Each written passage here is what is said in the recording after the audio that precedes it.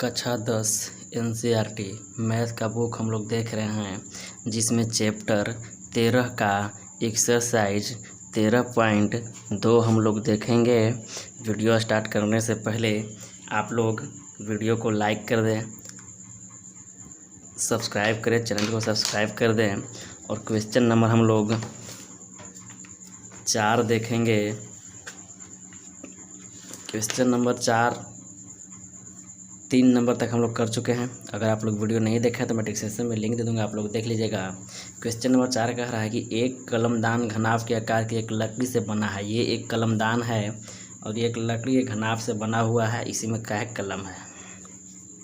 इसमें कलम रखने के लिए 4 शंक्वाकार गड्ढे बने हुए हैं। इस तरह से गड्ढे बने हुए हैं। घनाभ की विमाएँ 15 सेंटीमीटर, 10 सेंटीमीटर और 3.7 सेंटीमीटर। घनाभ में क्या होता है, लंबाई चौड़ाई ऊंचाई, यानी लंबाई चौड़ाई और ऊंचाई इतना दिया हुआ है। प्रत्येक गड्ढे की त्रिज्या 0.5 सेंटीमीटर। जो गड्ढा इसमें बना हुआ है इसका जो त्रिज्या है R 0.5 सेंटीमीटर है। गहराई जो है H 1.4 सेंटीमीटर। पूरे कलमदान में लकड़ी का आयतन ज्ञात कीजिए। पूरे लकड़ी का, तो देखिए घनाभ के आयतन में से चारों गड्ढे का आयतन हम घटा देंगे तो हमारा क्या, लकड़ी का आयतन नहीं पता चल जाएगा। लकड़ी का आयतन नहीं बोल रहा है ना। तो ये देखिए पूरा ही घनाभ में से चारों जो गड्ढा बना है, इस चारों गड्ढे का आयतन हम घटा देंगे। ये जो गड्ढा है मेरा वो कैसा आपको देखने लग रहा है, शंक्वाकार लग रहा है, शंकु जैसा लग रहा है। यानी कि जो गड्ढा मेरा होगा वो शंक्वाकार होगा। यानी जो शंकु का आयतन लिखे, जो गड्ढे का आयतन लिखेंगे ना, उसे फॉर्मूला मेरा किसका लगेगा, शंकु के आयतन का फॉर्मूला लगेगा। देखिए हम फिगर बना देते हैं। यहाँ पे देखिए इस तरह का मेरा फिगर है। ये कलमदान है, घनाभ का आयतन, घनाभकार का ये आयतन है, घनाभाकार। और इसमें हमारा कलम रखा हुआ है। जो गड्ढा है, गड्ढा इस शंकु की तरह है, शंक्वाकार है गड्ढा। तो देखिए यहाँ पे हम लिखेंगे, मेरा दिया हुआ क्या क्या है गिवन में। देखिए मेरा त्रिज्या R दिया हुआ है, R है 0.5 और ये पूरा मेरा ऊंचाई दिया हुआ है H है मेरा 1.4। तो देखिए हम क्या बोले कि पूरे कलमदान की लकड़ी का आयतन निकालने के लिए हम क्या करें, घनाभ का आयतन में से 4 गुने गड्ढे का आयतन लिख लेंगे। और गड्ढे का जो आयतन होगा वो शंकु का आयतन होगा। तो लिखें, यहाँ पे लिखते हैं पूरे कलमदान में लकड़ी का आयतन बराबर, यानी लकड़ी का आयतन बराबर लकड़ी का आयतन बराबर क्या बोलेगी, घनाभ का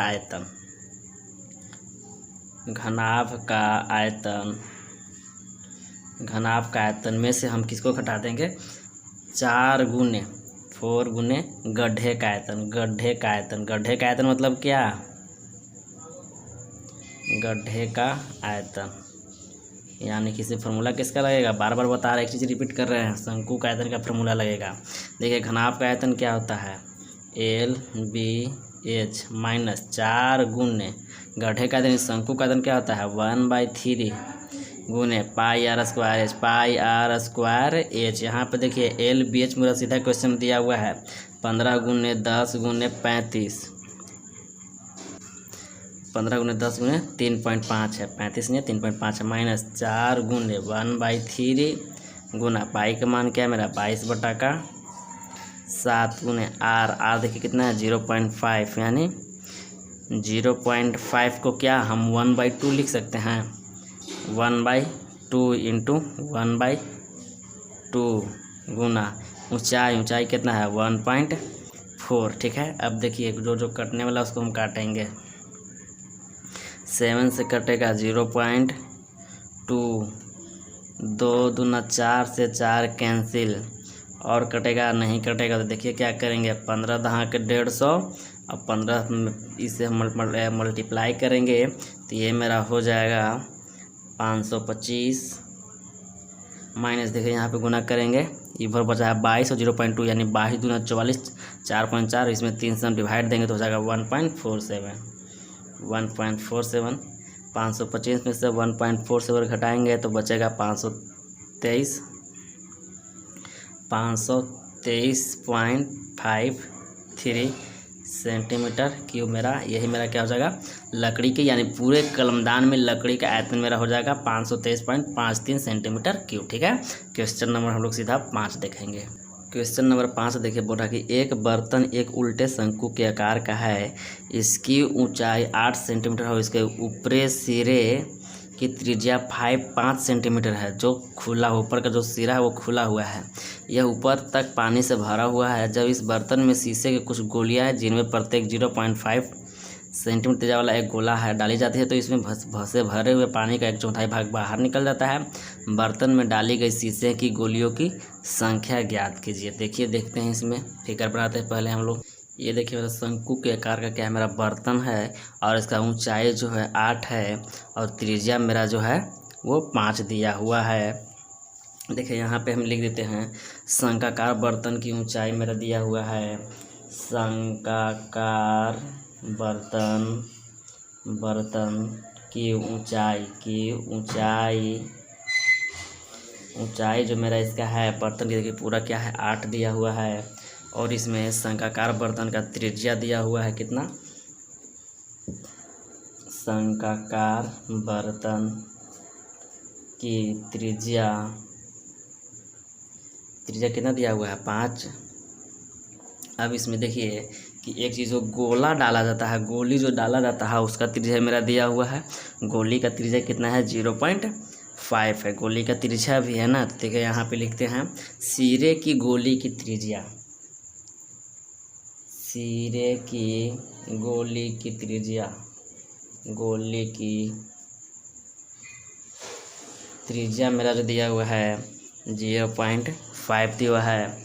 देखिए, तो यहाँ पे हम ऐसा लिख सकते हैं कि माना बर्तन में डाली गई शीशे के गोलियों की संख्या कितना है n, क्योंकि शीशे की गोलियां हमको पता नहीं ना है जी कितना डाला गया है, और तो हमको पता कुछ होना चाहिए तभी ना उसका वैल्यू निकालेंगे। हमको वही निकालने के लिए बोला है ना कि शीशे की गोली की संख्या ज्ञात कीजिए। तो संख्या निकालना तो कुछ ना कुछ हमको मानना पड़ेगा। तो हम मान लेते हैं कि नंबर n, तो माना बर्तन में डाली गई शीशे के गोलियों की संख्या मेरा कितना दिया हुआ है, n दिया हुआ है। कितना दिया हुआ है, n दिया हुआ है। देखिए, तो कि हमको जो क्या निकालना है कि बाहर निकले पानी का आयतन ही निकालना है ना। अच्छा, एक चीज़ देखिए यहाँ पे कि अगर हमको निकालना है कि बाहर निकले पानी का आयतन बराबर n गुने शीशे की गोलियों का आयतन, या 1/4 गुने शंकाकार बेलन का आयतन, या n गुने शीशे की गोलियों का आयतन, कुछ भी हम लिख सकते हैं, दोनों में से कुछ भी लिख सकते हैं, ठीक है ना। ऐसे हम लिखते हैं कि 1/4 एक ही चौथाई निकला है ना, गुने शंकाकार बर्तन का आयतन और बराबर मेरा n गुने शीशे की गोलियों की आयतन। इतना हम लिख सकते हैं ना। तो देखिए, हम यही लिखते हैं क्योंकि 1/4 पानी बाहर निकला है, तो लिखते हैं 1/4 गुने शंकाकार बर्तन का आयतन, शंकाकार बर्तन का आयतन बराबर में क्या, n गुने शीशे की गोलियों का आयतन, n गुने शीशे की गोलियों के आयतन, शीशे की गोलियों का आयतन। अच्छा, देखिए, तो यहाँ पे शीशे की जो गोलियां है हमारा, शीशे की जो गोलियां है यहाँ पे देखिए क्या हो जाएगा 1/4 गुने शंकु का आयतन क्या होता है 1/3 पाई आर स्क्वायर एच बराबर। फार्मूला आपको याद करना पड़ेगा, किसी भी हाल में फार्मूला बिना याद किए नहीं होता है। और फार्मूला याद किसे कीजिएगा, या किसी भी पेज पे आप लोग लिख लीजिए और उसको बार बार कहीं भी जाइए देखते रहिए। जितना बार देखिएगा ना, जितना बार याद कीजिए, और प्रैक्टिस ज़्यादा से ज़्यादा कीजिए, क्योंकि रटने से ज़्यादा प्रैक्टिस याद होता है। तो प्रैक्टिस आप जितना ज़्यादा कीजिएगा उतना ज़्यादा आपको याद रहेगा। यहाँ पे देखिए 1/4 हो जाएगा गुने 1/3 हो जाएगा गुने पाई का मान यहाँ हो जाएगा 22/7 गुने शंकाकार कितना है, इसका त्रिज्या कितना दिया हुआ है 5 है ना त्रिज्या, तो 5 गुने एच इसका कितना दिया हुआ है 8 बराबर n गुने 4/3 गुने पाई का मान 22/7 गुने गोलियों सिरे की गोली की त्रिज्या कितना है 0.5 गुने 0.5 कितना बार, 3 बार। देखिए तो कुछ कटने वाला है तो काट देते हैं। अच्छा, एक चीज़ आपको पता हो कि बराबर के जब इधर रहता है तो डायरेक्ट वो चीज़ भी कट जाता है ना, डायरेक्ट कटता है। और कोई नहीं, हम ऐसे नहीं काटेंगे, आपको कंफ्यूज नहीं करेंगे, सिर्फ एक चीज़ बता रहे हैं आपको क्या चीज़ होता है। अब यहाँ पे देखिए हम कैसे काटेंगे। 4 दूना का 8, सीधा सीधी खत्म, 4 दूना का 8। अब देखिए तो 25, 25 दूना 50 और 22 पच्चे 10, कितना हो गया 1100। 1100 बटा यहाँ पे कितना हो जाएगा 70 21।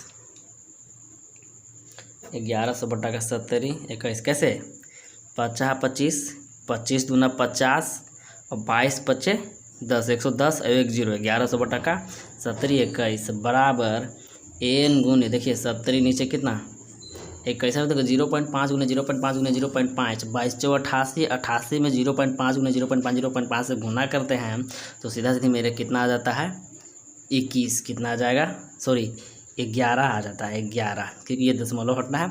अब देखें यहाँ से काट दें हम ऐसे, अभी जैसे बताए 21 से 21, अब 11 से कितना बार में, से 100 बार में, कितना बार में 100 बार में, तो मेरा यहाँ पे n बराबर कितना आ जाएगा, n बराबर 100 हमको निकालना था यही ना कि सीधे शीशे की गोलियों की संख्या, तो शीशे गोली की मेरा कितना संख्या है 100 आ गया। ठीक है, क्वेश्चन नंबर सीधा हम लोग अब 6 देखते हैं।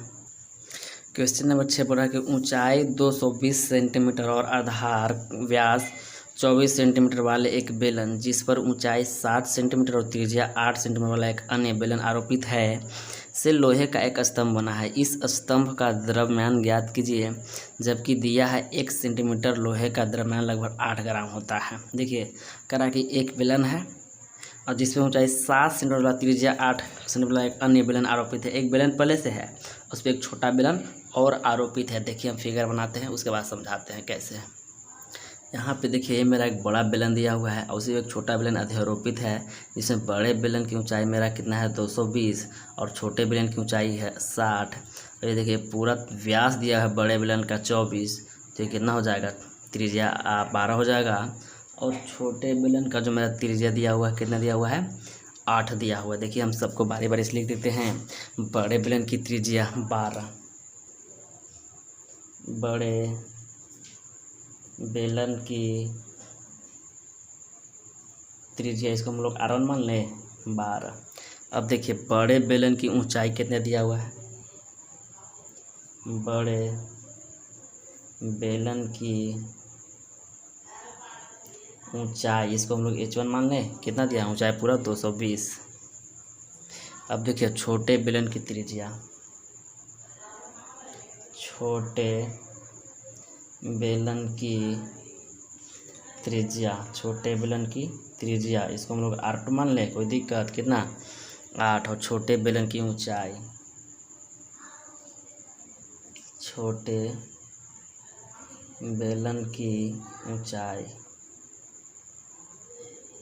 क्या H2 कितना है 60 है। अब देखिए फॉर्मूला इसका दोनों का बेलन ही है, तो दोनों बेलन होगा बड़े बेलन का आयतन प्लस छोटे बेलन का आयतन, क्योंकि पूरा स्तंभ का आयतन पूछ रहा है ना, पूरा यहाँ से यहाँ तक का पूरा स्तंभ जो बना है इसका पूरा का आयतन बोल रहा है, तो दोनों को जोड़ देंगे पूरा आयतन निकल जाएगा। देखिए यहाँ पे लिखेंगे स्तंभ का आयतन बराबर, स्तंभ का आयतन बराबर मेरा हो जाएगा इसमें बड़े बेलन का आयतन, बड़े बेलन का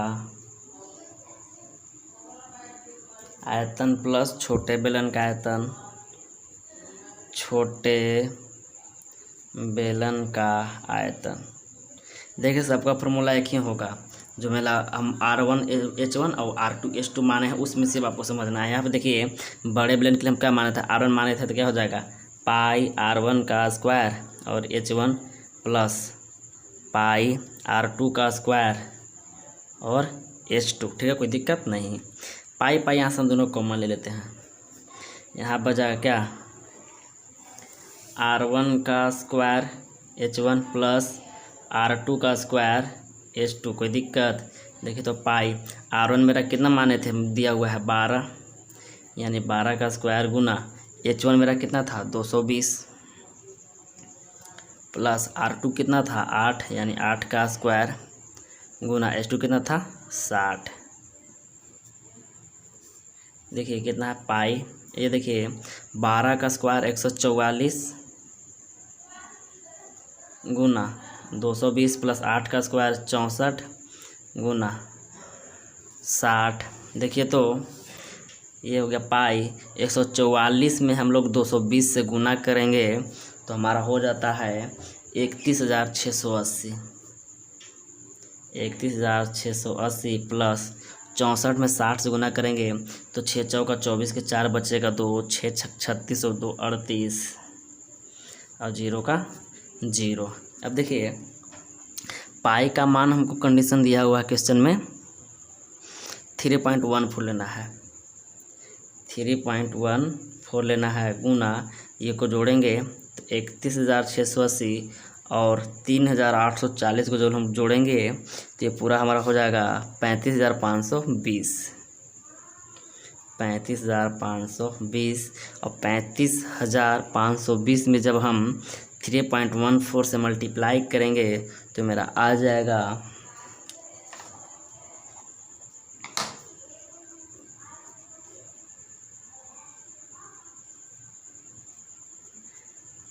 8 ना, 1,1,1,5,3,2.8 आ जाएगा। अच्छा अब देखिए तो ये तो हमारा पूरा है, लेकिन क्या बोला कि 1 सेंटीमीटर वाले लोहे का द्रव्यमान 8 ग्राम है, तो जितना आया है टोटल में 8 से मल्टीप्लाई कर देंगे तब ना आंसर होगा जी। यहाँ लिखेंगे 1 सेंटीमीटर क्यूब लोहे का द्रव्यमान बराबर कितना है 8 ग्राम। 8 ग्राम, इसलिए